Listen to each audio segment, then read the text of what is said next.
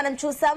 అయితే ఈ 5 రాష్ట్రాలకు సంబంధించి ప్రత్యేకంగా 3 రాష్ట్రాల గురించి ప్రధాన చర్చ అయితే నడుస్తుంది. ఒకటి కేరళ అండ్ ఇంకొకటి వెస్ట్ బెంగాల్, తమిళనాడు. ఈ 3 రాష్ట్రాల్లో కూడా ఆసక్తికర పరిణామం కనిపిస్తుంది. ఇక పుడుచ్చేరి, అస్సాంకి సంబంధించి అందరూ ఊహించినట్లుగానే అక్కడ మనకైతే రిజల్ట్స్ అయితే స్పష్టంగా కనిపించాయి.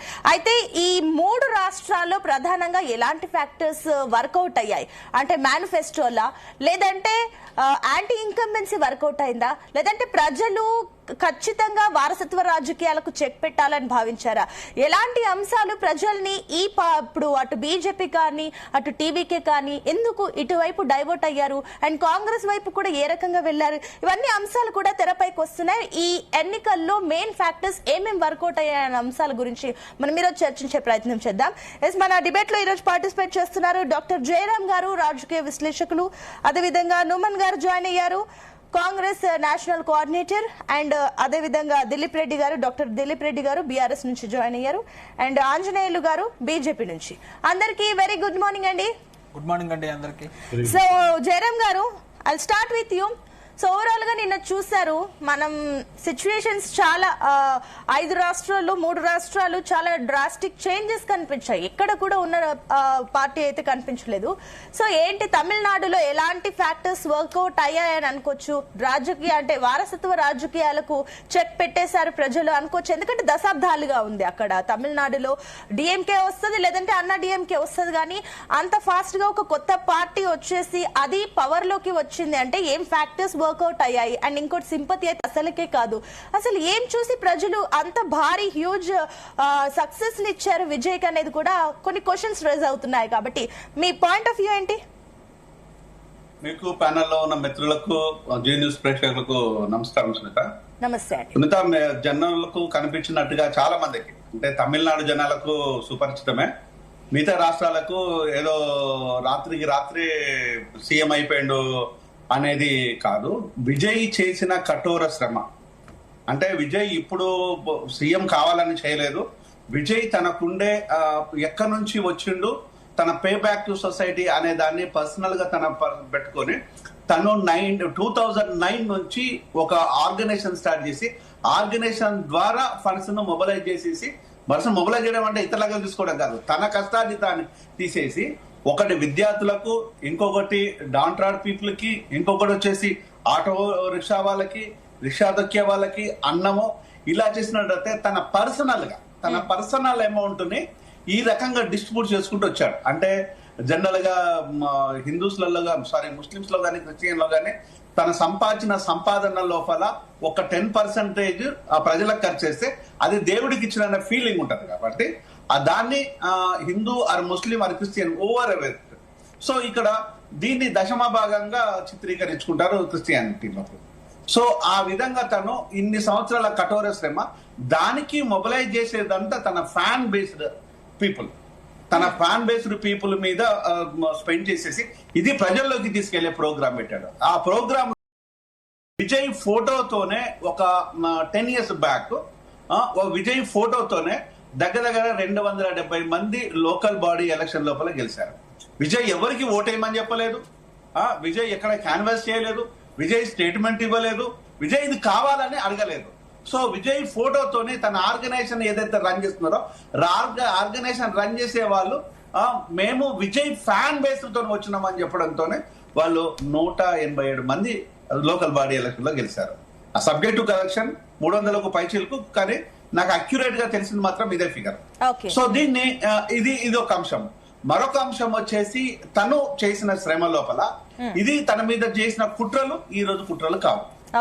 అంటే మీకు విజయ్ మీద 2020 లోపల ఒక ఈడీ దాడి జరిగింది. అందులోపల తన మూవీ నుంచి వచ్చిన అమౌంట్ ని డిస్ట్రిబ్యూషన్ ప్రాపర్ గా లేదని చెప్పేసి సెంట్రల్ గవర్నమెంట్ నుంచి బీజేపీ వాళ్ళు వచ్చేసి తన మీద అటాక్ చేశారు. అటాక్ చేయడానికి కారణం ఏంటి అంటే విజయ్ అనేవాడు విజయ్ కాదు, విజయ్ జోసెఫ్ అనేదాన్ని ఏదో పెద్ద ప్రపంచంలో వాడికి ఒక్కడికే తెలిసినట్టు దాన్ని బయట పెట్టినట్టు ఒక డ్రామా ప్లే చేశారు. విజయ్ జోసెఫ్ అనేవాడు ఇక ఈ క్రిస్టియన్ అనేవాడు ఇక్కడ క్రిస్టియన్ కాదు, తను క్రిస్టియానిటీ లోపల కూడా ఆర్సిఎం క్రిస్టియన్ కాదు, తను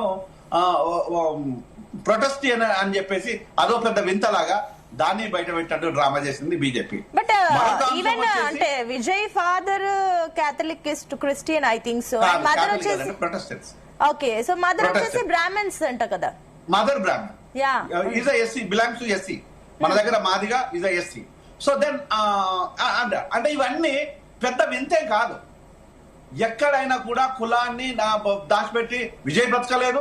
సో ఆ కమ్యూనిటీ వచ్చిన వాడు ఎవడు బ్రతకలేదు అక్కడ. ఈవెన్ తమిళనాడులో కూడా అసలు ఆ కులాన్ని ఎవరు పట్టించుకోలేదు, ఈ పాయింట్స్ ఎవరు ఫ్యాక్టర్స్ చూడలేదు. దాన్ని కూడా పట్టించుకున్నారు బీజేపీ వాళ్ళు, దాన్ని కూడా టార్గెట్ చేశారు.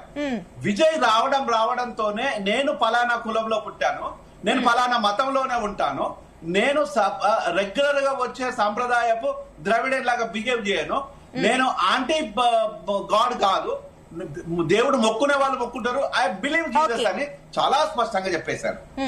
ఆ స్పష్టంగా చెప్పడంతో బీజేపీ నాయకులకు కావాల్సింది ఏంటంటే మసాలా దానికి యాడ్ కావాలి కాబట్టి రకరకాల దాన్ని ఫ్రై చేసి పబ్లిక్ చేయడానికి మొదలు పెట్టేసిందో. అక్కడి నుంచి వచ్చిందే త్రిషకు తనకున్న స్నేహం అనేది ఇప్పటిది కాదు. ఒక 15-20 ఇయర్స్ క్రితం నుంచి తన యాక్ట్ చేసిన పంచులు తన కో ఆర్టిస్ట్ తోని కొలీగ్స్ తోని క్లోజ్ గా ఉన్నంత మాత్రాన అక్రమ సంబంధాలు అంతకట్టంలో భారతదేశం కంటే మించింది ఇంకోటి ఉంటుందని నేను అనుకోను. సో అది సక్సెస్ఫుల్ గా చేసే ప్రోగ్రామ్ లోపల సంగీతను మైండ్ డైవర్ట్ చేసే ప్రోగ్రామ్ పెట్టేసింది.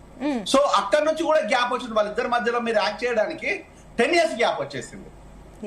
మన దగ్గర సైనికుడు మూవీ, అదే సైనికుడు మూవీ తమిళ్లో చేసిన తర్వాత 10 years గ్యాప్ వచ్చేసింది. అంటే ఈ రోజు ప్రతి అంశాన్ని విజయ్ అనేటువంటి పేరు వింటనే ఒక్కొక్కరికి ఒళ్ళు భయం కాదు, నిద్ర లేకుండా రాత్రులు గడిపారు.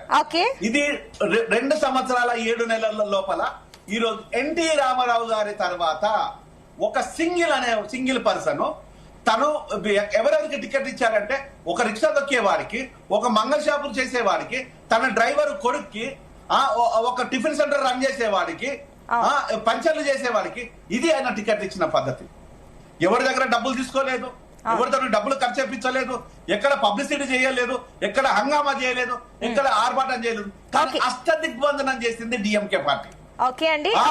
కరూరు కేసు లోపల విజయ్ కనుక దోషి అయితే ఉరి తీయండి, తప్పులేదు.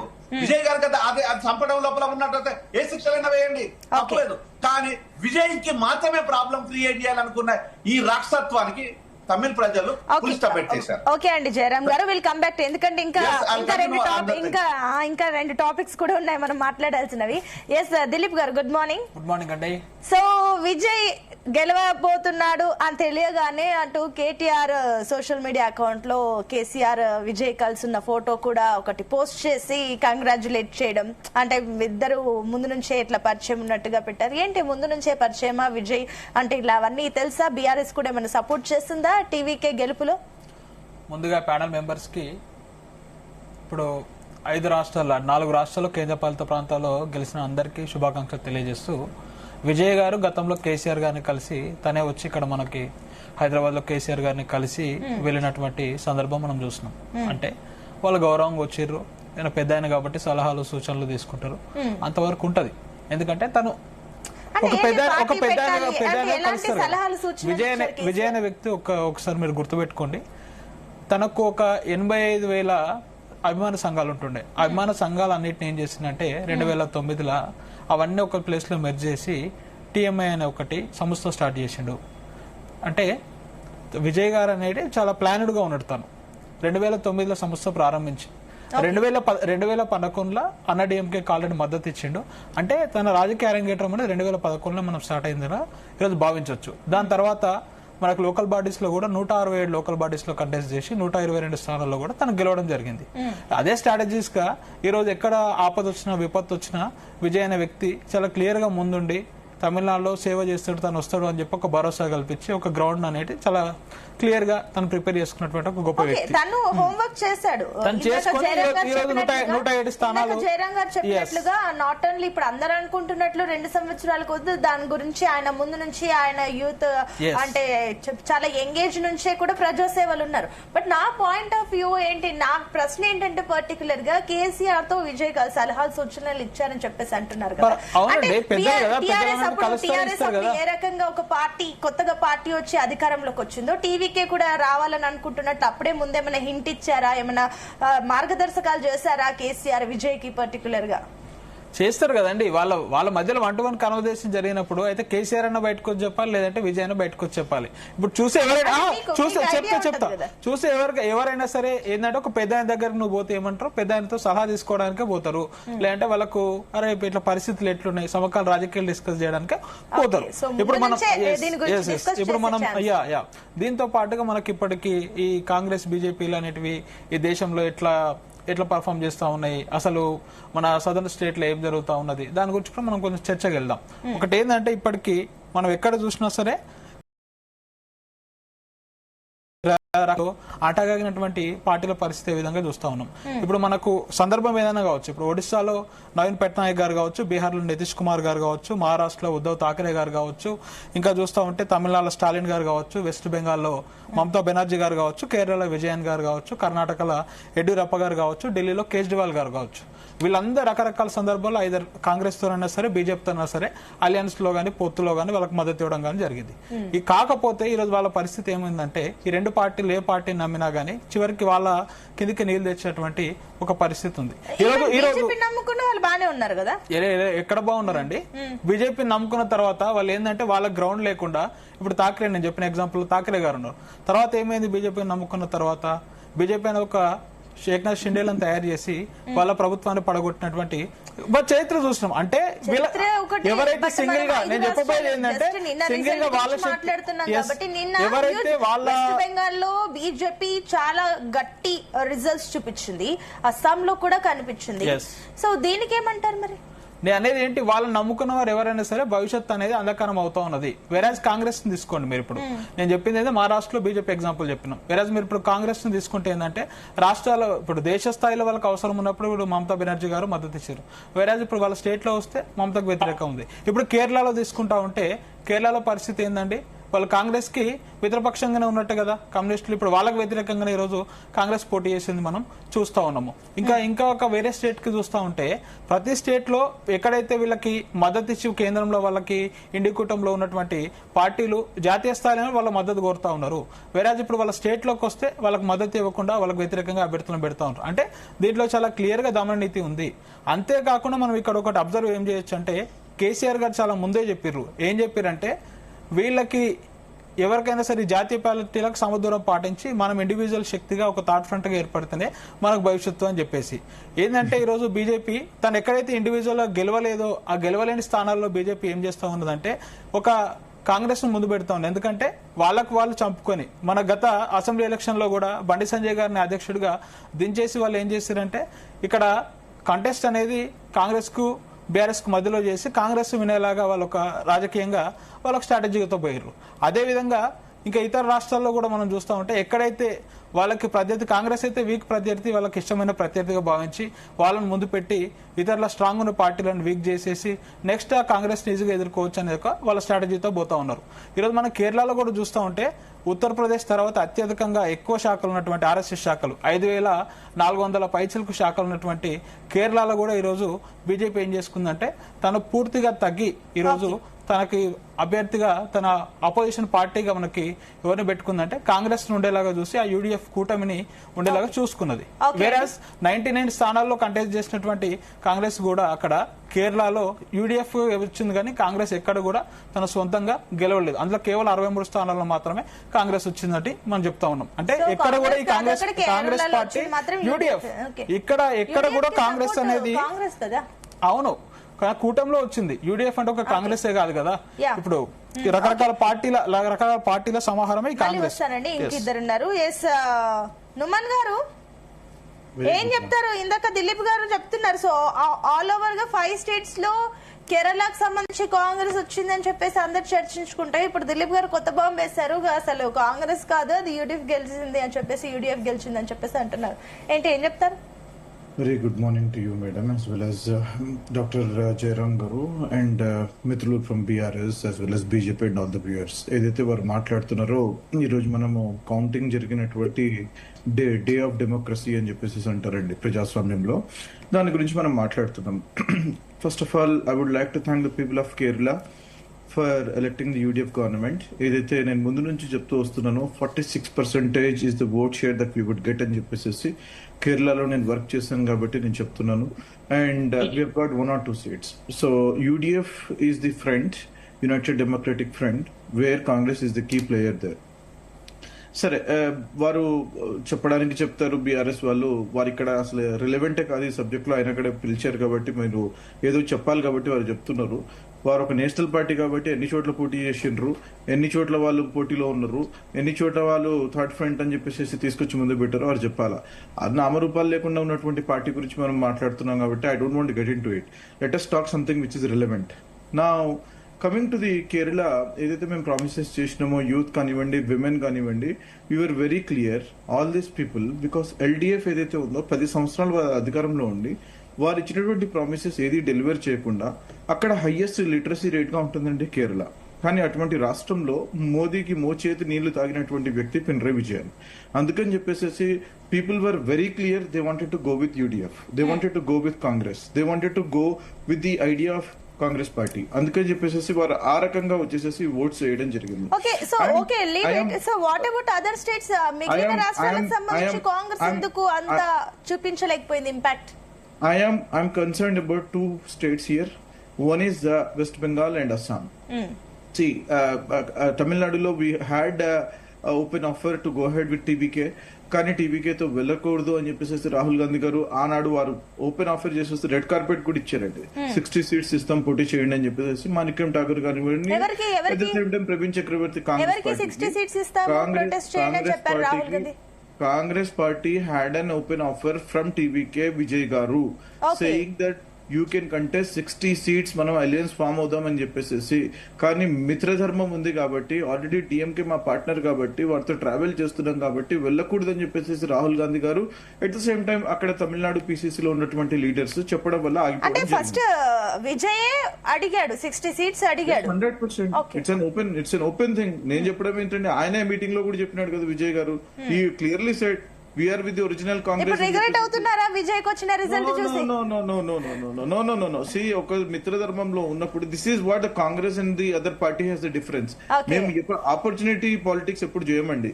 ఒక ఐడియాలజీతో, ఒక సిద్ధాంతంతో నడిచేటువంటి party. See they are very young player. సరే, people have accepted him and he got that number. దాంట్లో ఎటువంటి అతిశయోక్తి లేదు and we have to appreciate it. Now the point here is that is a miscalculation that was done. Now going to West Bengal, I have very interesting facts. Now let me talk about West Bengal. 4.58 is the vote percentage difference. అంటే తృణమూల్ కాంగ్రెస్ కి as well as బీజేపీకి వచ్చినటువంటి vote share difference మీరు ఒక్కసారి చూసుకుంటే 12 lakh oats తక్కువ వచ్చాయండి. ఈ రోజు వారు అధికారంలో దాదాపు 200 సీట్లతో వారు అధికారంలోకి వచ్చారండి. నేను ఒకటే ప్రశ్న అడగదలుచుకుంటున్నాను. మంచిదే కదా, ఓట్స్ అవి అంటే ఎక్స్పైర్ అయిన వాళ్ళు ఉండొచ్చు, అలా కొన్ని దొంగ ఓట్లు పడకుండా 12 లక్షల ఓట్లు తీసేసినట్టే మంచిదే కదా. ఇంకా నేను అక్కడికి రాలే కదా. నేను ఇంకా మీరు మీరు బీజేపీ స్పోక్స్ పర్సన్ లాగా మాట్లాడకండి. నేను ప్రాపర్ గానే అడిగాను. నేను ఏ పార్టీకి అక్కడ వచ్చింది కాబట్టి నేను దాని గురించి అడుగుతున్నాను. కానీ నేను బీజేపీ స్పోక్స్ పర్సన్ గా ఉన్నారు కదా, ఆల్రెడీ పిలిచాం బీజేపీ నుంచి, వాళ్ళు మాట్లాడతారు. నేను అడిగింది ఏంటి, మీరు అన్నారు కదా 12 లక్షల ఓట్లు లేవు అందుకే అటు బీజేపీకి వెళ్ళాయంటే 12 లక్షల ఓట్లు తీసేసింది మంచిదే కదా. చనిపోయిన మీరు అన్నారు మీరు ఒకసారి లైవ్ లోకి వెనక్కి వెళ్ళి చూడండి, మీరు 12 లక్షల ఓట్లు పోయాయి అన్నారు. తేడా ఉంది అంటున్నా, ఓట్ షేర్ డిఫరెన్స్ ఉంది అంటున్నాను. గెలిచిన పార్టీకి ఓడిన పార్టీకి సెకండ్ కంటెండర్ కి 12 lakh ఓట్స్ యొక్క డిఫరెన్స్ ఉంది, 4.58% డిఫరెన్స్ ఉంది అంటున్నాను నేను. 12 లక్షలు చిన్న డిజిట్ కాదు కదా. Please understand, that is not a small figure, but when you look at West Bengal, that is a small figure only. ఎందుకు చెప్తున్నాను అంటే, please hear me out. 92 lakh votes have been deleted through special intensive revision. Now 92 lakh votes delete చేసినప్పుడు adjudicate అయినటివి, matters అడ్జుడిస్ అయినటువంటి appeal కి పోయినటువంటివి 27 లక్షల ఓటర్లు పోయినారు, supreme court కి పోయినారు. మీరు ఎగ్జామ్ కి అప్లై చేసుకున్నారు, ఎగ్జామ్ ఫీ కట్టినారు, మీకు హాల్ టికెట్ రాలే, ఎగ్జామ్ ముంచుకొస్తుంది, పోయి హాల్ టికెట్ ఉంటేనే మీరు ఎగ్జామ్ రాయగలుగుతారు. మీకు హాల్ టికెట్ ఇవ్వలేదండి, మీరు ఎగ్జామ్ రాకపోతే మీకు see that is what I'm saying, it is the responsibility of the authorities to give you the hall ticket. మీరు ఒక్క నిమిషం లేట్ వచ్చినా సరే మీకు ఎగ్జామ్ లోకి రానివ్వరు. ఈడ మీకు హాల్ టికెట్లే ఇవ్వలేదండి. మీకు ఇక్కడ మీకు ఓటర్స్ 27 lakh ఓట్స్ ఏమంటారండి judge, let them do for the next time అని చెప్పేసి. What do you mean by ఇది mock of democracy? Okay, right to vote is constitutional right. మీరు అంటున్న point madam please understand, please allow me to complete please. Right to vote is a constitutional right, please understand. ఒక్కసారి పోయింది అని అంటే దాని విలువ ఏంటో తెలుసా వీరికి అసలు? అరే జడ్జి చెప్తున్నాడు ఈ విషయము. 27 లక్షల ఓట్లు మీరు ఏదైతే అపీల్ చేశారండి, 92 lakh votes are the vote elections. Please understand what is the Representation of People Act say. Representation of People Act 1951 say 2 types of the votes can be deleted. Number 1, ఎవరైతే చనిపోయారో death voters. Number 2, migrant voters, ఒక చోట నుంచి మరొక చోటకి వెళ్ళినటువంటి వారికి ఓట్లు డిలీట్ చేయొచ్చు.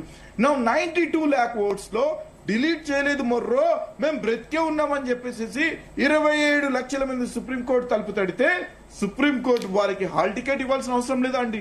వారికి రైట్ టు ఓట్ అనే కాన్స్టిట్యూషనల్ రైట్, డెమోక్రసీలో ఉన్నారు కాబట్టి వారికి ఓటు హక్కు వినియోగించుకోవడానికి వారికి పర్మిట్ చేయకూడదా అండి? ఎంతమందిని చేశారు తెలుసా మీకు? 1600 మందిని చేశారండి ఒక్కొక్క రోజు. 1600 మందిని చేసినటువంటి ఫక్కారా అనే constituency. We have 1 MLA there who is a Congress MLA. You know what? ఆయన ఓటు కూడా రిలీజ్ చేయడం జరిగింది. ఆయన యాడ్ చేసిన తర్వాత last day of the nomination పోయి ఆయన నామినేషన్ వేయడం జరిగింది. డెమోక్రసీ జరిగింది.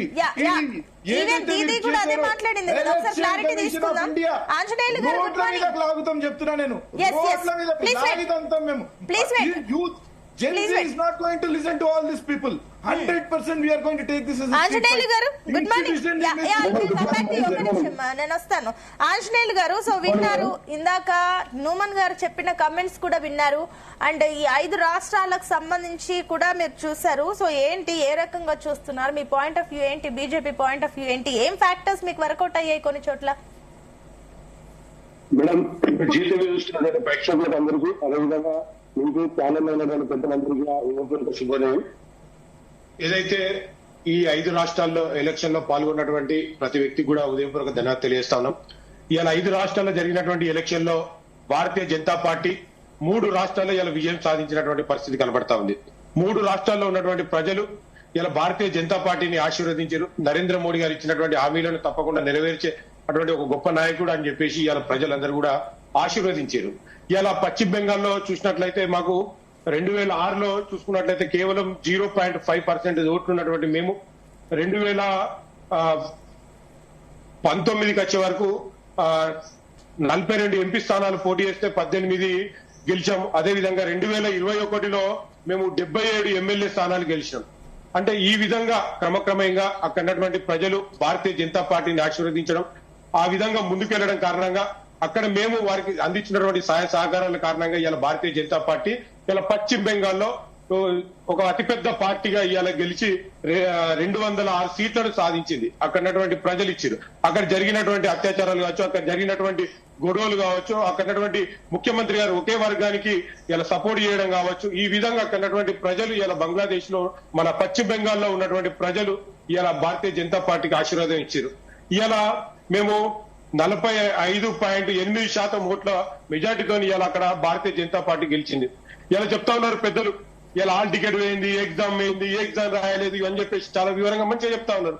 ఇలా హాల్ టికెట్ రావాలంటే, హాల్ టికెట్ అప్లై చేసుకోవాలంటే సరైనటువంటి డాక్యుమెంట్స్ పెట్టాలి.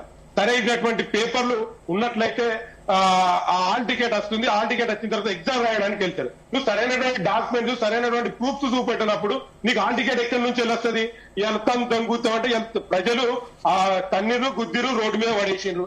ఇలా పశ్చిమ బెంగాల్లో ప్రజలు ఏ విధంగా రిజల్ట్ ఇచ్చారు, ఇలా తమిళనాడులో ఏ విధంగా రిజల్ట్ ఇచ్చారు, అస్సాంలో ఇచ్చారు, ఇలా పాండిచేరిలో ఇచ్చారు.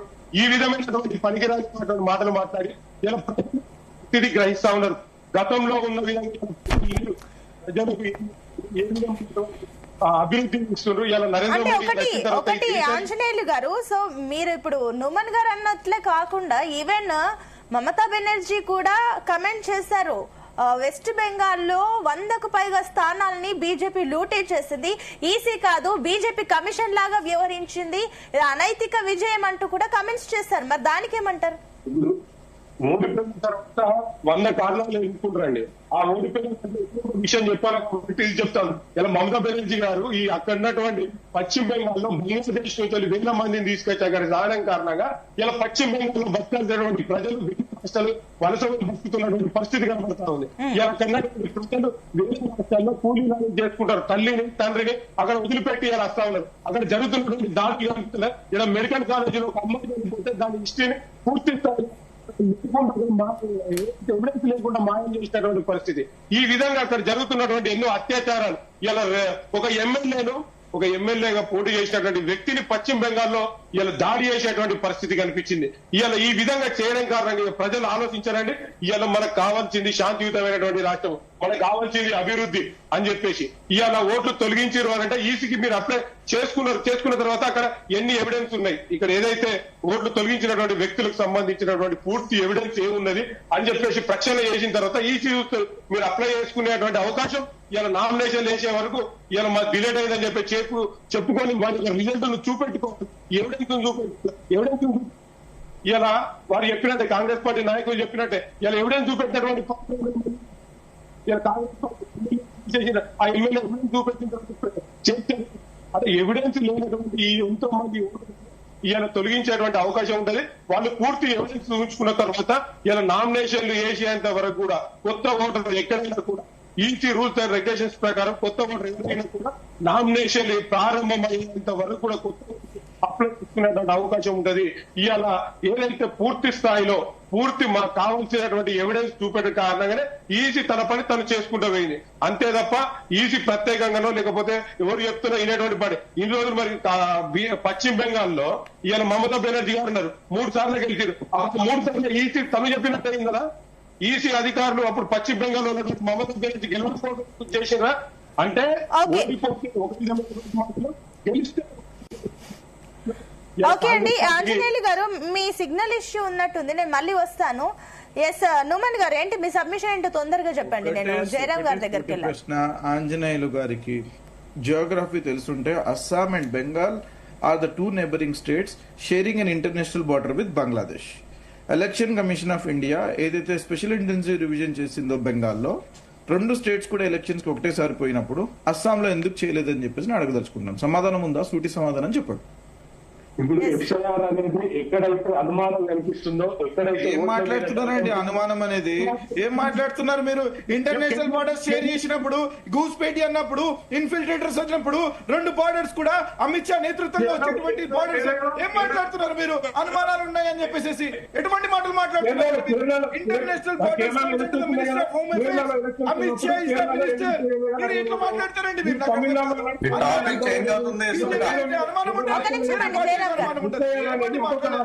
ఇది భారతదేశమా లేకపోతే వేరే ఇంకేమైనా దేశం?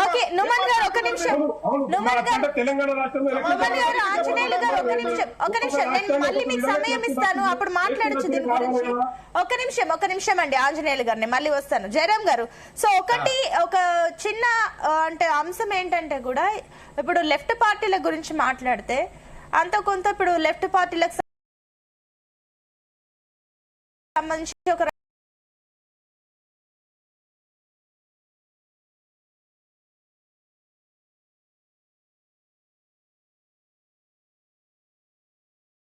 బెంగాల్ గురించి కూడా మాట్లాడితే 15 years వరకు అటు దీదియే ఉంది, చాలా అంశాలు ఉన్నాయి. But even though me point of view ఏంటి అంత? ఎందుకంటే మైనారిటీ ఓట్లు ఉన్నాయి, ఇన్ని ఓట్లు ఉండగా కూడా బీజేపీ వైపు ఆల్మోస్ట్ 100కు పైగా రావడం అంటే ఈవెన్ ముస్లిమ్స్ కూడా అటువైపు వెళ్ళినట్టే ఆల్మోస్ట్ మనం చెప్తే. సో ఏంటి ఈ రెండింటికి ఒకసారి క్లారిటీస్ ఇవ్వండి. ఒకటి, ఇక్కడ left parties came from Kerala లోపల లెఫ్ట్ పార్టీలు లాగా లేదు.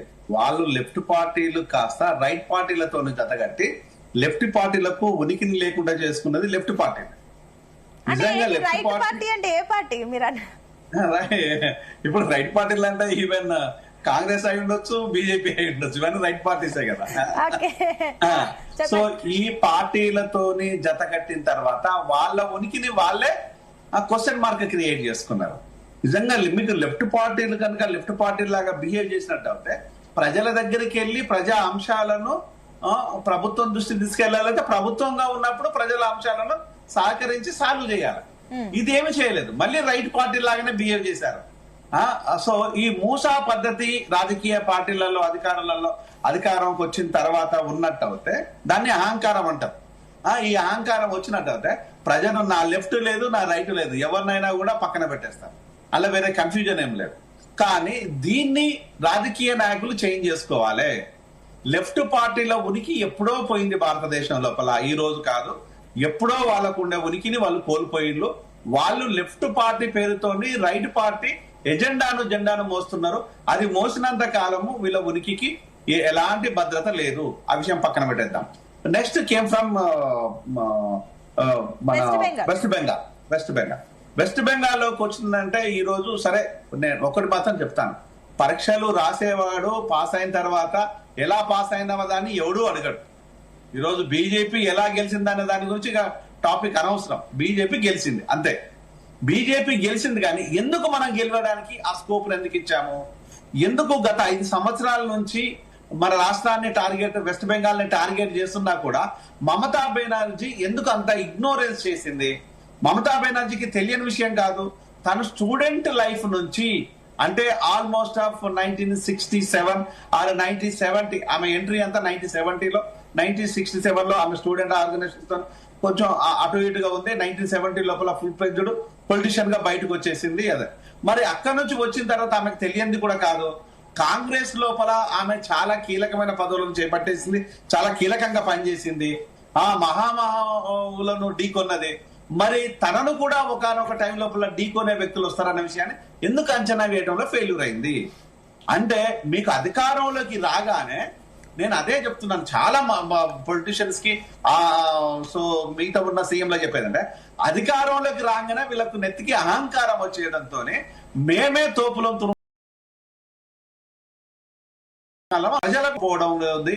అక్కడ నేను ఒక మెడికల్ డాక్టర్ గా ఒక లేడీ డాక్టర్ అమ్మాయి పీజీ అమ్మాయి చనిపోతే చనిపోయిన చావును కూడా ఈమె స్పష్టంగా ప్రజలకు చెప్పడంలో విఫలమయ్యారు. అది చాలా క్లియర్, పెద్ద దెబ్బ తగిలింది. దాంతో పాటు వచ్చేసి అక్కడ ఉండే డాక్టర్లని కొంతమందిని కాపాడుకోవడం కోసము ఈమె చేసిన ప్రయత్నము డైరెక్ట్ గానో ఇండైరెక్ట్ గానో అక్కడ కనిపిస్తుంది స్క్రీన్ మీద. సో ఒక ముఖ్యమంత్రిగా మీరు ఏమాత్రం చెప్పకపోయి ఉండొచ్చు, కానీ అదే అన్నారు కదా, చిన్న ఏ సంఘటన జరిగినా మమతా బెనర్జీ రియాక్ట్ అయ్యేవారు. ఒక మెడికల్ డాక్టర్ కి ఇంత జరిగితే అసలు రియాక్ట్ కాలే, నైట్ ఎందుకు అమ్మాయిలు బయటికి రావాలని మాట్లాడి ఆడపిల్ల అండి, ఒక డ్యూటీలో ఉన్న ఆడపిల్లను అంత క్రూరంగా భయంకరంగా రేప్ చేసి చంపేస్తుంటే ఒక తల్లిగా, ఒక బిడ్డగా, ఒక విద్యార్థిగా అన్ని దశలు మీరు అనుభవించారు. మీరు ఎందుకు దాన్ని అంత నెగ్లెక్ట్ చేశారు? ఒక్క సంఘటన చాలా ఎఫెక్ట్ చూపించింది, చాలా క్లియర్ కట్ ఎఫెక్ట్. మేము రోడ్డు డాక్టర్లమి భారతదేశం మొత్తం డాక్టర్, నేను తెలంగాణ డాక్టర్ ఫెడరేషన్ కి ఆమె అడ్వైజర్ చైర్పర్సన్ మేము రోడ్డు మీదకి వచ్చాం. మేము రోడ్డు మీదకి వచ్చేసి మొత్తుకున్నా కూడా ఎవడు కూడా దాన్ని పట్టించుకున్న దాఖలాలు లేదు. అది కదా ప్రజలను నొప్పించింది. అదొక అంశం. మరొక అంశం వచ్చేసి ఎక్కడైతే భూమి అంశాలలో కానీ ఎక్కడైతే మనము ఆ వనరులను నైతికంగా వనరులను, నేచర్ వనరులను దోపిడీ చేయడం అనేది ప్రభుత్వాల కొత్త ఏం కాదు.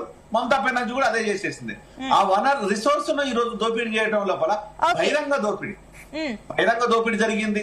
ఆ విషయంలో అంటే ఈ రోజు బీజేపీకి స్పేచ్ ఇచ్చేసి బీజేపీ దెబ్బ కొట్టే విధంగా ఆయుధాన్ని ఇచ్చింది మమతా బెనర్జీ గారి బిహేవియర్ మాత్రమే. మమతా బెనర్జీ గారు ఎంత ఆరోగ్యంట్ గా ఉంటారో, తన వ్యక్తిత్వము ఎంత పవర్ఫుల్ గా పగడ్బందీగా తను ఎస్టాబ్లిష్ చేయగలుగుతారో, బీజేపీని అంచనా వేయడం లోపల అంత విఫలమయ్యారనే విషయాన్ని ఇస్ క్లియర్. మీరు బీజేపీని అంచనా వేసి కనుక ఉన్నట్టు అవుతే మీరు ఉండదు.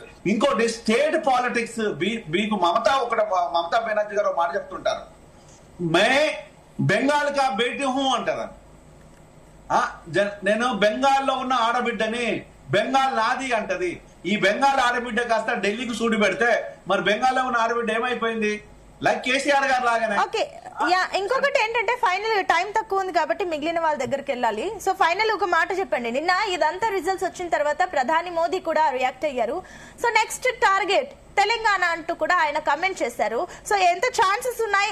ఆల్మోస్ట్ ఈవెన్ మనం ఈ 5 రాష్ట్రాల్లో సౌత్ సంబంధించి ఒక సైడ్ కేరళనేమో అటు కాంగ్రెస్ సైడ్ వెళ్ళిపోయింది, తమిళనాడు ఏమో ఇటువైపు ఉంది కాబట్టి సో ఏంటి నిజంగా తెలంగాణలో ఆ ఛాన్సెస్ ఉన్నాయా? మోదీ అన్నట్లుగా అయ్యే ఛాన్స్ ఉందా? ఒకసారి ఫైనల్ కమెంట్స్ ఇవ్వండి. మోదీ రాత్రి వచ్చి ఇక్కడ టెంట్ పాకడానికి స్కోప్ లేదండి. ఇక్కడ ప్రభుత్వంలో ఉండే నాయకులు చేసే తప్పులు మోడీ అమిషాలు దాన్ని వాళ్లకు పాజిటివ్ గా మలుచుకుంటారు. వీళ్ళు చేసే తప్పులే లేకపోతే వాళ్ళకి ఇక్కడ స్పేస్ లేదు. ఈ రోజు నేను స్పష్టంగా చెప్తున్నాను, ఆ రోజు కులము కుటుంబము కేసీఆర్ గారిని మేమందరం కులము కుటుంబము భూదోపిడి భూదందాలు చేస్తున్న విషయాన్ని చాలా క్లియర్ గా చెప్పాం. ఈ రోజు కాంగ్రెస్ లో అదే జరుగుతుంది కదా. అదే కులం ఉంది, అదే కుటుంబం ఉంది, అదే భూదోపిడి ఉంది, భూదందాలు ఉంది, అదే దోపిడి ఉంది. ఇక ఈ రోజు ఇక్కడ కాంగ్రెస్ ప్రభుత్వం కోసము ప్రభుత్వం వచ్చింది, ప్రజలు దాన్ని ఆహ్వానించారు. కానీ ఈ రోజు కాంగ్రెస్ ప్రభుత్వంకున్న లేదు కదా, ఆ విజన్ లేదు. ఇప్పుడు కూటమి ప్రభుత్వం అయిపోయింది. ఇక్కడ కూడా కూటమి ప్రభుత్వం అయింది. బీజేపీ అదే చెప్తున్నాను. ఇక్కడ రేవంత్ తిడితే బండి సంజయ్ రఘునందన్ బయటకు వస్తాడు. ఇక్కడ రేవంత్ తిడితే ఎక్కడో ఉన్న తెలుగుదేశం పార్టీ నాయకులు బయటకు వస్తారు. ఇక్కడ రేవంత్ తిడితే సీఎం రమేష్ బయటకు వస్తుంటాడు, నా దోస్త్ అని చెప్పేసి. మీరంతా దోస్తులే తండ్రి. మీరు కనిపించని కూటంగా ఉండి సిగ్గు లేకుండా ఈ రోజు కాంగ్రెస్ ను భ్రష్టు పట్టిస్తున్నారు కదా. కూటమిలో ఉందో చెప్పకుండా మీరు వారి దోస్తులు వీరి దోస్తులని ఎట్లా చెప్పగలుగుతారు? ఒక నిమిషం ఆంజనేయులు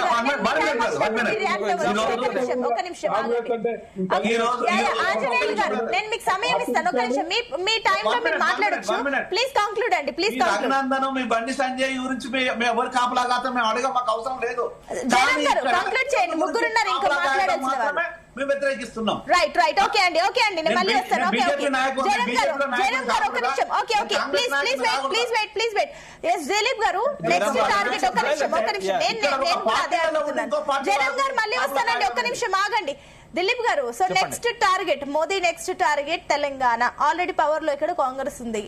సో మీ సర్వైవల్ స్ట్రాటజీస్ ఏంటి? నెక్స్ట్ మీరు వచ్చే ఛాన్స్ ఉందా? మోదీ టార్గెట్ కూడా ఇప్పుడు తెలంగాణను పెట్టుకున్నారు కాబట్టి ఏంటి? మోడీ ఇక్కడ వచ్చి ప్రతి నియోజకవర్గం తిరిగినా, గల్లీ తిరిగినా ఇక్కడ బీజేపీకి స్కోప్ లేదు. ఎందుకంటే చాలా క్లియర్ గా ఎప్పుడైనా సరే సౌత్ లో మోడీ పెనిట్రేట్ అవడం అంట ఈజీ కాదు. ఒక్క వాళ్ళకు కర్ణాటక తప్ప ఇంకెక్కడ కూడా పెనిట్రేట్ అవ్వలేకపోయారు. అంటే తెలంగాణ ప్రజలు కానీ సౌత్ ఇండియా ప్రజలు కానీ చాలా విఘ్నులు. ఇక్కడ మత రాజకీయాలు అనేటివి చాలా తక్కువ.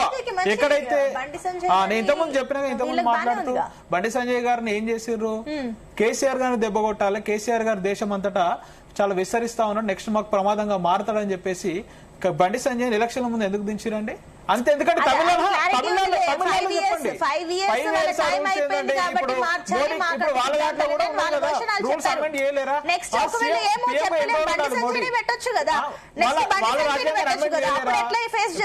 వాళ్ళ రాజ్యాంగాన్ని అమెండ్ చేయలేరా? ఇప్పుడు మోడీ ఎన్నిసార్లు ప్రధాని ఉంటాడు? వాళ్ళ రాజ్యాంగ ప్రకారం ఎన్ని రోజులు ఉండాలి? వాళ్ళ పార్టీ రాజ్యాంగ ప్రకారం చూడండి. ఇంకొకటి తమిళనాడులో కూడా మనం చూస్తే అన్నమలై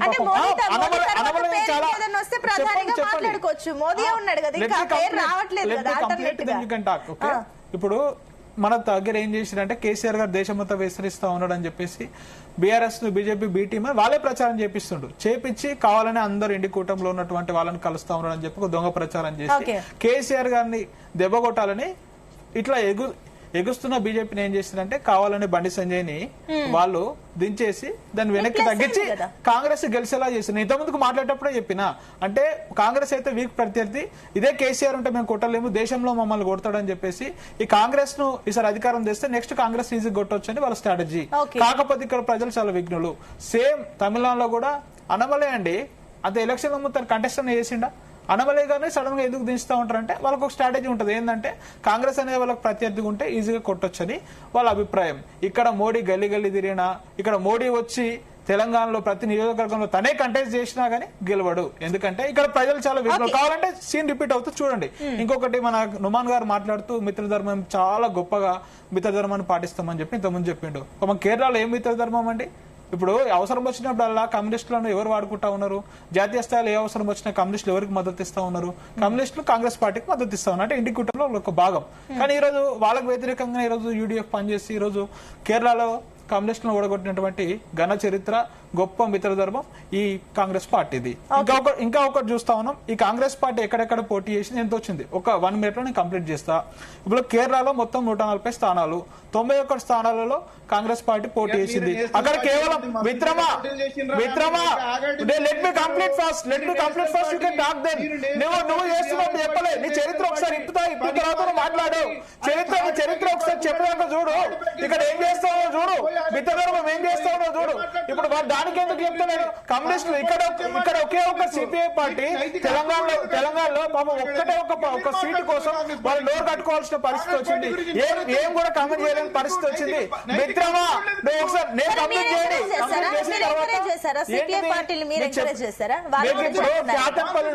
క్యాతన్పల్లిలో మున్సిపాలిటీలో ఏం జరిగిందండి? చాలా దారుణంగా వాళ్ళు గెలిచినా గానీ వాళ్ళని ఏ విధంగా ఇబ్బంది పెట్టిన రోజు చూస్తే ఫైనల్ గా ప్రజలు మా వైపు ఉన్నారు, మేము గెలుచుకోవచ్చు. చూస్తాం ఒకటి నుమాన్ గారు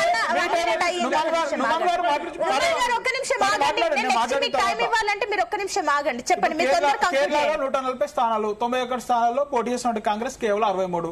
పుదుచ్చేరిలో 30 స్థానాలకు కేవలం 16 స్థానాల్లో పోటీ చేసిన కాంగ్రెస్ కేవలం ఒక్కటే స్థానం గెలిచింది. నుమాన్ గారు ఇట్లా అడ్డు తగలొద్దు, మీ చరిత్ర చెప్పండి. ఇప్పుడు మళ్ళీ రిపీట్ చేస్తా ఉన్నా, రిపీట్ చేస్తున్నా. నుమాన్ గారు మాది అయిపోయిన తర్వాత నీకు సమాధానం చెప్పండి. కేరళలో 140కి 91 స్థానాల్లో పోటీ చేసినట్టు కాంగ్రెస్ కేవలం 63 స్థానాల్లో గెలిచింది. ఇప్పుడు పుదుచ్చేరిలో 30 స్థానాలకు కాంగ్రెస్ ఎన్ని స్థానాల్లో పోటీ చేసిందంటే 16 స్థానాల్లో పోటీ చేసి కేవలం ఒక స్థానంలో గెలిచింది. తమిళనాడులో 28 స్థానాల్లో పోటీ చేసిన కాంగ్రెస్ కేవలం 5 చోట్ల గెలిచింది. పశ్చిమ బెంగాల్లో 294 స్థానాలకు 284 స్థానాల్లో పోటీ చేసిన కాంగ్రెస్ కేవలం 2 స్థానాలు మాత్రమే గెలిచింది. అస్సాంలో 126 స్థానాలు ఉన్నటువంటి అస్సాంలో 99 స్థానాల్లో పోటీ చేసిన కాంగ్రెస్ కేవలం 19 స్థానాల్లో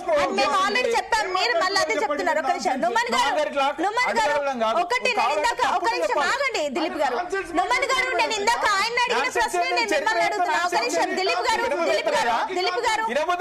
నేను మిమ్మల్ని అడిగాను కదా, మీరు చెప్పారు కదా, ఒక నిమిషం ఆగండి. అట్లా కాదు, మీరు ఆగండి. చెప్పిందే వినిపించింది కదా, నేను మీ దానికి రెస్పాండ్ అయ్యాను కదా, ఒక నిమిషం ఆగండి. నుమన్ గారు, సో ఇందాక దిలీప్ గారిని అడిగింది నేను అడుగుతున్నా. నెక్స్ట్ టార్గెట్ మోదీది తెలంగాణ అని చెప్పేసి అన్నారు. సో ఏంటి, ఎట్లా ఫేస్ చేయబోతున్నారు? Madam, let me re-emphasize. Okay, I'll take 30 seconds before I answer that question. Okay. I'm showing you this picture and I want your PCR to show this on the screen. Please understand the importance of one single vote. Okay. This is a constituency in Tipattur constituency in Tamil Nadu where TVK has won by one vote. This person, oka lady, Muscat, Oman nunchi travel ayi అక్కడికి వచ్చి vote వినియోగించుకుంటుంది. అదే కాన్స్టిట్యుయెన్సీలో ఆ ఒక్క ఓటుతోనే TVK గెలుస్తుంది. నేను ఏం చెప్పదలుచుకున్నానంటే ఒక్క ఓటుకున్నటువంటి ప్రాధాన్యం గురించి నేను చెప్పదలుచుకుంటున్నాను మేడం. డెమోక్రసీలో ప్లీజ్ అండర్స్టాండ్, ఒక్క ఓటుతో కూడా గెలిచినటువంటి సీట్ మీ కళ్ళ ముందే ఉంది. అన్ని లక్షల మంది ఓట్లని మీరు డిలీట్ చేసేసి అన్ని లక్షల మంది ఓట్లు సబ్సిడైజ్ ఉన్నాయి, అప్పీలేట్ అథారిటీలో ఉన్నాయి. అవి వాళ్ళేమి నేను వదిలేశానని చెప్పేసి నోటీసులు బేఖాతరు చేయలే. అటువంటి రాజకీయాలు చేయడం మంచి పద్ధతి కాదని చెప్పేసి నేను తెలియజేసుకుంటున్నాను. నెంబర్ 1. నెంబర్ 2, బీజేపీ వచ్చేసేసి ఏదో చేద్దామని చెప్పేసి ఇక్కడ ప్రయత్నం చేస్తున్నారు. వాళ్ళు ఎన్ని ప్రయత్నాలు చేసినా సరే south India is Congress, Kerala is Congress, Karnataka is Congress, Tamil Nadu Congress with alliance. You will understand nowhere they were very close in in తెలంగాణలో 8 ఎంపీలు ఎందుకు గెలిచినారు అని అంటే BRS vote share 21% BR vote share BRS vote share has been transferred to BJP, which is why they got 8 MPs. With data, I can talk each and every constituency. మీరు పట్టుకోండి, నేను ఇప్పుడే చెప్తాను మీకు అన్ని. ఈ యొక్క ఓట్ షేర్ జరగడం వల్లనే వారు 8 ఎంపీలు గెలిచి ఇక్కడ ఏదో ప్రభుత్వాన్ని నిర్ణయాత్మకంగా కింద బ్లాక్ లెవెల్ నుంచి రావాలి కాబట్టి, ఆర్గనైజ్డ్ స్ట్రక్చర్ ఉండాలి కాబట్టి వారి యొక్క ప్రెసిడెంట్ గా ఉన్నటువంటి రామచంద్రరావు గారు ఏ రకంగా లీడ్ చేస్తున్నామో మనం మొత్తం చూస్తున్నాము. బీజేపీ బీఆర్ఎస్ లోపాయికారి ఒప్పందం ఉండి ఇద్దరు బాయి లాగా పోటీ చేద్దామని చూస్తున్నారు. No problem, you please come. ఇద్దరు కాదు, ముగ్గురు కలిసి రండి, no problem. We have Revanth Reddy గారు. We will fight and we will certainly form our our government again. అంటే ఒకటి సౌత్ లో కాంగ్రెస్ స్ట్రాంగ్ గా ఉన్నప్పటికీ నార్త్ అండ్ ఈస్ట్ లో ఎందుకు కాంగ్రెస్ స్ట్రాంగ్ గా అవ్వలేకపోతుంది? మళ్ళీ ఒక్కసారి రీఎంఫసైజ్ చేస్తాను మేడం, నేను ఇందాక చెప్పిన అదే నేను చెప్పదలుచుకుంటున్నాను. డెమోక్రసీలో ఫెయిర్ బ్యాటిల్ గ్రౌండ్ ఏర్పాటు చేయాల్సినటువంటి బాధ్యత election commission of India through representation of people act. ఈ రోజు ఒక కాన్స్టిట్యుయెన్సీ 293 ప్లేసెస్ పోలింగ్ జరిగింది బెంగాల్లో, ఒక చోట జరగలేదు. ఎందుకు జరగలేదు? ఫెయిర్ బ్యాటిల్ గ్రౌండ్ లేదు, గొడవలు జరిగినందువలన అక్కడ పోలింగ్ ఆపడం జరిగింది. 21 మేన మళ్ళొకసారి జరుగుతున్నారు. నేను ఏం చెప్పదలుచుకుంటున్నాను అంటే, మీకు చిత్తశుద్ధి ఉంటే, మీకు నిజంగానే ట్రాన్స్పరెంట్ గా ఎలక్షన్స్ జరపదలుచుకుంటే, let election commission of India behave independently. ఈ ఇన్స్టిట్యూషన్స్ ని మీ చేతిలో పెట్టుకుని మీ ఇష్టం వచ్చినట్టు చేస్తామంటే కుదరదు అని చెప్పదలుచుకుంటాను. అంటే మరి ఈ ఇన్స్టిట్యూట్స్ మీరు అన్న లెక్క ప్రకారం అది ఒకవేళ బీజేపీ చేతుల్లో ఉంటే, మరి మీరు గెలిచిన రాష్ట్రాలకు సంబంధించి ఏమంటారు? అది మీ చేతుల్లో ఉందా? That's a very good question. Let me answer that. నేనేం చెప్పదలుచుకుంటాను అంటే, BJP is very smart here. BJP ఏం చేస్తుందంటే 5 చోట్ల కూడా మాస్ కాపింగ్ చేయదండి. ఒక చోట వాళ్ళు ఫేర్ గానే చేస్తారు, మిగతా చోట్ల మేము గెలిచామని నేను అనడం లేదండి. You please take the sample from the ground. You send your agency, you will get to know. TVK, Tamil Nadu as well as here in Kerala, they left as is. అక్కడ fair గా జరగనిచ్చారు. మిగతా చోట్ల వారికి ఎక్కడైతే కావాలో threat గా భావిస్తారో, మమతా బెనర్జీ వారికి లోక్సభలో కావాల్సినటువంటి ఎంపీస్ మొత్తం మమతా బెనర్జీ గారి దగ్గర, స్టాలిన్ గారి దగ్గర ఉన్నాయి. వాళ్ళని కొల్లగొట్టడానికి, వాళ్ళని ఇద్దరిని కూడా బయటికి పంపించడానికి వారు చేసినటువంటి ఒక ప్రయత్నం. నేనేం చెప్పదలుచుకున్నాను అంటే, this is not what politics is. Please understand, India has got a big history. India has got a huge history. India is the largest democracy in the world. మీరు ఈ రకంగా చేస్తే చరిత్ర మిమ్మల్ని సరే, మీరు అన్న లెక్క ప్రకారం ఫైనల్ గా ఒకటి చెప్పండి. సరే, మీరు అన్న లెక్క ప్రకారం సరే ఇన్ని ఓట్లు అవి రాలేకపోయాయని చెప్పేసి మీరు అంటున్నారు, ఓకే ఫైన్. బట్ ఆల్మోస్ట్ 93% వరకు బీజేపీకి పోలయ్యాయి కదా, ఉన్న ఓట్లు మాత్రం వాళ్ళకైతే మద్దతు ఇచ్చారు కదా. సో వాళ్ళకేమంటారు? ఆ ప్రజల తీర్పుకి మీరు గౌరవించట్లేదా? వాళ్ళు 93% బీజేపీ సైడ్ వెళ్ళారంటే ఎంతో కొంత వాళ్ళు దాన్ని నమ్ముతున్నారు కదా ఉన్న వాళ్ళు. I agree. బీజేపీ నేను కంగ్రాచులేట్ కూడా చేస్తా. BJP was successful in polarising Hindu vote. దాంట్లో ఎటువంటి డౌట్ లేదు. కానీ అది మంచి పరిణామమా అని చెప్పేసి ఒక్కసారి మనం మాట్లాడుకుంటే, సెక్యులర్ ఫ్యాబ్రిక్ ఆఫ్ ఇండియా అనేది చెడిపోతుంది. ప్లీజ్ అండర్స్టాండ్, ఎక్కడైతే ఈ రెండుగా డివైడ్ అయిపోతాయో కమ్యూనిటీ, సొసైటీ అనేది, అక్కడ సివిల్ అన్రెస్ట్ అనేది ఉంటుంది. ఒక ప్రోగ్రెసివ్ నేషన్ కి ఈ రకమైన కమ్యూనలిజం ఉంటే ఆ నేషన్ అనేది ప్రోగ్రెస్ కాదు. Please understand, which is why మన రాజ్యాంగంలో రాసినటువంటి పెద్దలు సెక్యులరిజం ని ఎంఫసైజ్ చేస్తూ భారతదేశం ఏ రకంగా ఉండాలి, equal rights for everybody is equal before the law అని చెప్పేసి ఎందుకు తీసుకొచ్చారండి? వై ఈజ్ ఆర్టికల్ 14 దేర్ అండి? Please understand, this is not good for the country. Even 93% నేను చెప్పిన ఈ 93% ఓట్స్ ఏదైతే షేర్ అయ్యాయో, అంటే పోల్ అయ్యాయో బీజేపీకి, అందరూ హిందూ, మీరు అన్నారు కదా హిందూ ఓట్స్ పోలరైజ్ అయ్యాయని. ఓన్లీ హిందూస్ అయితే అంత ఉండదు, ఈవెన్ ముస్లిం ఓట్స్ కూడా పడ్డాయి. 200% with data I will tell you. Pull a constituency, I will tell with numbers. You pull a constituency, Murshidabad 89% of Hindu vote consolidate అయింది. నేను Malta, you name a constituency. 89 అంటే నా 4 సరే మీరన్న లెక్క ప్రకారం 89% అన్నారు కదా, మిగిలిన 4% ముస్లిమ్స్ అటు డైవర్ట్ అవ్వడానికి 93%. Please understand, 93% is oats for everybody. ఒక్క పార్టీ కాదండి, అది ప్రతి ఒక్కరికి కలిపి, అందరికి కలిపి 93% వచ్చాయండి. ఆ యొక్క 100% లో 89% ఆఫ్ ఓట్స్ హిందూస్ ఎవరైతే ఉంటారో 89 people are voted for BJP. నేనేం చెప్తున్నానంటే, మిగతా 11 పీపుల్ తృణమూల్ కి చేసుంటారు, మిగతా 11 పీపుల్ లో సిపిఐకి చేసుంటారు, వేరే వారికి చేసుంటారు. Please understand, 93 is the votes you got.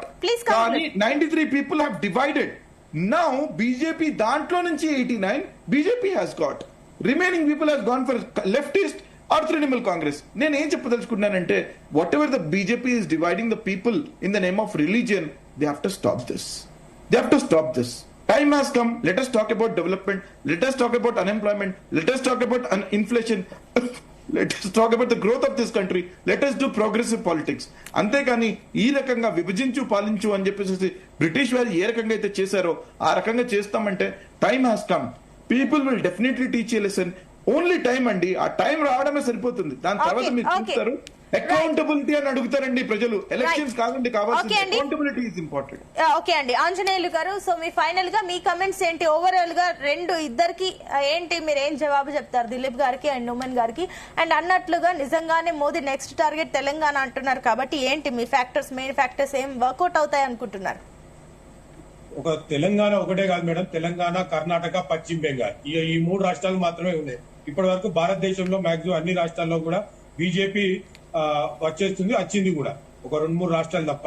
ఇలా తెలంగాణ రాష్ట్రంలో బీజేపీ అధికారంలో రావడానికి చాలా సున్నితమైనటువంటి అవకాశాలు ఉన్నాయి. ఎందుకంటే కప్ప బయటికి రాదు, లోపల ఉంటది. ఎటు ఉండగా దానికి ఏం తెలియక ఏమనుకుంటారంటే నేనే మొత్తం రాజ్యానికి రాజు అనుకుంటారు. అదే విధంగా బీఆర్ఎస్ పార్టీ ఒక పరిస్థితి ఉన్నది. ఒక తెలంగాణ రాష్ట్రంలో ఒక్కొక్కటి ఉండే, ఇక మేమే ప్రపంచంలో వెళ్తామని చెప్పేసి బీఆర్ఎస్ వచ్చింది. ఇవాళ కాంగ్రెస్ పార్టీ కూడా అదే విధమైనటువంటి పరిస్థితి ఉన్నది. కాంగ్రెస్ పార్టీ తెలంగాణ రాష్ట్రంలో చేస్తున్నటువంటి దౌర్జన్యాలు ఏ విధంగా ఉన్నాయనేటువంటిది ప్రత్యక్షంగా ప్రజలు చూస్తా ఉన్నారు. ఒకసారి తెలంగాణ రాష్ట్రంలో బీఆర్ఎస్ చూసినాం, అయిపోయింది. కాంగ్రెస్ కు ఒకసారి అవకాశం ఇద్దామనేటువంటి ఉద్దేశంతో చూసిండు. ఇలా కాంగ్రెస్ పార్టీ బీఆర్ఎస్ పార్టీ యొక్క లోపకారి ఒప్పందం ఏ విధంగా ఉందనేది ప్రజలందరూ చూస్తున్నారు. ఇవాళ ఏదైతే కాళేశ్వరంలో జరిగినటువంటి అవినీతి పైన ఇప్పటి వరకు ఎలాంటి చర్యలు తీసుకున్నటువంటి లేదు. అదే విధంగా ఫోన్ ట్యాపింగ్లు, అదే విధంగా కార్ రేస్లు, ఈ విధంగా ఎన్నో రకాల జరిగినప్పటికీ కూడా కేవలం తూతూ మంత్రంగా తెలంగాణ రాష్ట్రంలో జీతాలు సరిగ్గా పడట్లేదు, పెన్షన్ వస్తలేదు, లేకపోతే ఎవరికైనా జరుగుతుంది అనే సందర్భంలో టాపిక్ డైవర్ట్ చేయడం కోసం ఆ 1-2 రోజులు మాత్రం మళ్ళీ ఎంక్వైరీ అని చెప్పడం, మళ్ళీ ఇద్దరు కలిసి మళ్ళీ ఒక్కటవడం, మళ్ళీ దాన్ని మర్చిపోవడం, ప్రజలతో డైవర్ట్ చేయడం. ఈ విధంగా ఈ 2 రాజకీయ పార్టీల లోపకారి ఒప్పందం జరుగుతా ఉంది. ఇలా కాంగ్రెస్ పార్టీ చెప్తుంది కర్ణుడు సాగుకు 100 కారణాలు అన్నట్టు, ఇలా ఓడిపోయితేనేమో ఒక విధమైనటువంటి మాట మాట్లాడుతుంది, గెలిస్తేనేమో ఒక విధమైన మాట మాట్లాడతారు. అంటే గెలిచిన రాష్ట్రాలనేమో ఒక తీరు పోల్చుకుంటారు, ఓడిపోయిన రాష్ట్రాల్లో ఒక తీరు పోల్చుకుంటారు. అక్కడ బీజేపీ అవినీతికి పాల్పడ్డది, బీజేపీ ట్యాపింగ్ పాల్పడ్డది, లేకపోతే బ్యాలెట్ పేపర్ సిస్టమ్ రావాలి అని చెప్పేసి ఇవన్నీ ఏంటంటే కేవలం ఆడలేక మీడియా ఉన్నా అన్నట్టు ఇలా కాంగ్రెస్ పార్టీ యొక్క బీఆర్ఎస్ పార్టీ యొక్క పరిస్థితులు తెలంగాణ రాష్ట్రంలో తెలంగాణ ప్రజలందరూ కూడా క్లుప్తంగా చూస్తా ఉన్నారు. ఇలా తెలంగాణ ప్రజలు నెక్స్ట్ భారతీయ జనతా పార్టీకి అవకాశం ఇస్తున్నారు. ఎందుకంటే ఇలా 8 ఎంపీ స్థానాలు ఎప్పుడు లేని విధంగా ఇలా తెలంగాణ రాష్ట్రంలో 8 ఎంపీ స్థానాలను భారతీయ జనతా పార్టీకి ఇచ్చిండ్రు.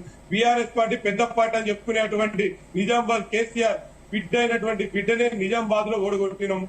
ఈ విధంగా తెలంగాణ రాష్ట్రంలో భారతీయ జనతా పార్టీ తెలంగాణ రాష్ట్రాన్ని అభివృద్ధి దశలో నడుస్తుందంటే ఇవాళ తెలంగాణ రాష్ట్రానికి గ్రామ పంచాయతీలన్నిటికీ కూడా సర్పంచ్ ఎలక్షన్లు అయిపోయిన వెంటనే కేంద్ర ప్రభుత్వం మాజీ సర్పంచులు ఆత్మహత్యలు చేసుకుంటారు. ఇప్పుడున్న గ్రామాలు అభివృద్ధి చెందలేవని చెప్పి గ్రామాల్లో సర్పంచులు గెలిచిన వెంటనే ఇలా ఒక్కొక్క గ్రామానికి ఎంతెంత నిధులు రావాలో ఆ నిధులు కూడా విడుదల చేసినటువంటి పరిస్థితి. అంటే ఈ తెలంగాణ రాష్ట్రంలో ప్రజలందరూ కూడా క్లుప్తంగా ప్రతిదీ అబ్జర్వేషన్ చేస్తా ఉన్నారు.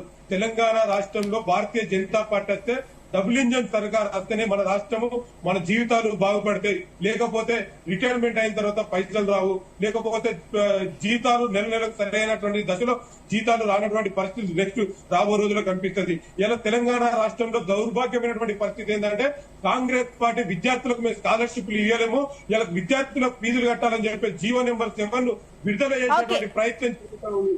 ఇలా తెలంగాణ రాష్ట్రంలో గతంలో పాలన ఉన్నటువంటి టీఆర్ఎస్ పార్టీ 3,500 కోట్లు బకాయిలు పెట్టిపోయింది కాలేజీలకు, కళాశాలకు, ప్రైవేట్ కళాశాల విద్యార్థులు చదువుతున్నటువంటి విద్యార్థులకు ఎవరికైతే స్కాలర్షిప్లు రావాలో అవి బకాయిలు పెట్టిపోయింది. ఇవాళ ఈ రాష్ట్ర ప్రభుత్వం విద్యార్థులకు స్కాలర్షిప్లు ఇవ్వగా ఇవాళ విద్యార్థులను అరగోత పెట్టుకుంటున్నటువంటి పరిస్థితి కనబడతా ఉంది. కాబట్టి ఈ విధమైనటువంటి దశలో తెలంగాణ రాష్ట్రంలో ప్రజలకు ఏం కావాలి, ఏ విధమైనటువంటి ఇవాళ ప్రజలను ఏదైతే అబద్ధపు 420 హామీలు, అబద్ధపు 420 హామీలు ఇచ్చి ఇలా గద్దెనెక్కినటువంటి ప్రభుత్వము ఎన్ని హామీలు చెప్పాలనుకుంటున్నారు? ఫైనల్ గా తెలంగాణ రాష్ట్రంలో next రాబోయేటువంటిది Bharatiya Janata party. Bharatiya Janata party ఏ విధమైనటువంటి కార్యాచరణ చేయాలనేది ఆల్రెడీ స్టార్ట్ అయింది. కాబట్టి తెలంగాణ రాష్ట్రంలో భారతీయ జనతా పార్టీ ఇండివిజువల్ గా అధికారంలోకి రాబోతా ఉంది. నరేంద్ర మోడీ గారు, అమిత్ షా గారు ప్రత్యేకమైనటువంటి దృష్టి సాధించి ఇక్కడ ఏ విధమైనటువంటి కార్యాచరణ చేయాలనేటువంటిది ఆల్రెడీ ముందు నుంచి ఎప్పటి నుంచో సాగుతుంది. తెలంగాణ రాష్ట్రంలో భారతీయ జనతా పార్టీ రాబోతా ఉంది. రైట్ దిలీప్ గారు 30 seconds. ఓకే, చిన్న ఎగ్జాంపుల్ ఏంటంటే మనం ఒక చిన్న ఇన్సిడెంట్ చూసినాం. మొన్న బిర్యానీ తిన్న తర్వాత పుచ్చపండు తిని ఒక కుటుంబం చనిపోయిందని. అయితే కేసీఆర్ గారి సమయంలో ఏంటంటే ఈ ప్రజలు ఇక్కడ బిర్యానీ తిన్నట్టుగా చాలా పుష్టిగా కేసీఆర్ గారు అన్ని సంక్షేమ పథకాలు అమలు చేసి బిర్యానీలా కేసీఆర్ గారు పెట్టారు. అదే చూద్దాం రాబోయే ఎట్లుంటది అని చెప్పి లాస్ట్ లో పుచ్చపండు కాంగ్రెస్ తిన్న తర్వాత ఈ రోజు బిర్యానీ తిన్నాక పుచ్చపండు అయినటువంటి పరిస్థితి అయింది. మళ్ళీ ఒక పండు బీజేపీ గానీ ఇతరులు కానీ ఎవరు కూడా బిర్యానీ తిన్న తెలంగాణ ప్రజలు మళ్ళీ పుచ్చపండు కానీ ఇంకో పండుగ తినరు. ఇంకొకటి అందరు సెలబ్రిటీలు నాయకులుగా మారుతా ఉన్నారు. నేను లాస్ట్ అప్పీల్ చేసి ఏంటంటే అందరు సెలబ్రిటీలు అందరూ విజయ్ లాంటి వారు నాయకులుగా అవతారం ఎత్తున్నారు. మన దగ్గర ఉన్న నాయకులు సెలబ్రిటీలు అవ్వకుండా ప్రజల మధ్యలో ఉండాలని చెప్పేసి కోరుకుంటాం. ఓకే అండి, నుమాన్ గారు ఫైనల్ కామెంట్స్ అండి, 30 I seconds. would like to conclude ప్రజాస్వామ్యవాదులందరూ ప్రజాస్వామ్యాన్ని కాపాడాల్సిన అవసరం ఉంది. ఇది చాలా ఇంపార్టెంట్ అండి. ఎలక్షన్స్ వస్తుంటాయి పోతుంటాయి, గెలుపులు ఓటములు opposition all of this is there. కానీ what stays back is democracy in the country. It has to be intact. What stays back is institution. It has to be intact. What stays back is values. It has to stay intact. I feel and I hope everybody, especially the youth of this country, will raise up their voice అని చెప్పేసి నేను భావిస్తున్నాను. Okay, S Jayaram గారు మీ final comments please conclude, 30 seconds ఉంది. ఇక ఒకటేంటంటే ప్రజలకు నాయకుడు కావాలి కానీ రాజకీయ నాయకుడు అవసరం లేదు. రాజకీయాలు చేసే నాయకులు ఎప్పుడూ ఉంటుంటారు, కానీ ప్రజలకు నిజమైన నాయకులు అంటే ఎక్కడి నుంచి వచ్చిందో అక్కడ ఆ సొసైటీని కాపాడుకున్న నాయకత్వం కావాలని కోరుకుంటారు. ఓకే రైట్ అండి, థ్యాంక్ యూ అండి. డిబేట్ లో పార్టిసిపేట్ చేసిన అందరికి thank you so much. So మొత్తం మీద 5 రాష్ట్రాల రిజల్ట్స్ చూసినాక అయితే ఒక మెసేజ్ అయితే క్లియర్ గా ఉంది. ప్రజలు చాలా ఆలోచించి ఆచితూచి వ్యవహరిస్తున్నారు రిజల్ట్స్ విషయంలో అయితే. మరోపక్క చూస్తే కూడా ఇప్పుడు కొత్త పార్టీలు మోదీ నాయకత్వంలో కొన్ని రాష్ట్రాలు అధికారంలోకి వస్తే కొన్ని కొత్త పార్టీలు కానీ లైక్ ఐ సెడ్ బిఫోర్ నేను విజయ్ ఎగ్జాంపుల్ కొత్త పార్టీ పెట్టారు, కొత్త నాయకుడు వచ్చారు. ఈ రకంగా ప్రజలు కూడా యాక్సెప్ట్ చేస్తున్నారు. కాబట్టి మొత్తం మీద ఇండియాలో పాలిటిక్స్ చాలా భిన్నంగా కనిపిస్తున్నాయి, మల్టీపోలార్ కనిపిస్తున్నాయి. కాబట్టి చూద్దాం, మోదీ నెక్స్ట్ టార్గెట్ తెలంగాణ అన్నారు. కాబట్టి ఈ 5 రాష్ట్రాల రిజల్ట్స్ తెలంగాణ పైన ఎలాంటి ఇంపాక్ట్ చూపించబోతున్నాయి, తెలంగాణలో ఈ పాలిటిక్స్ ఎలాంటి డైవర్షన్ తీసుకుంటున్నాయి అనేది మాత్రం ఇంకొన్ని రోజులు వెయిట్ చేస్తే తెలుస్తుంది. That's all for now. Keep watching.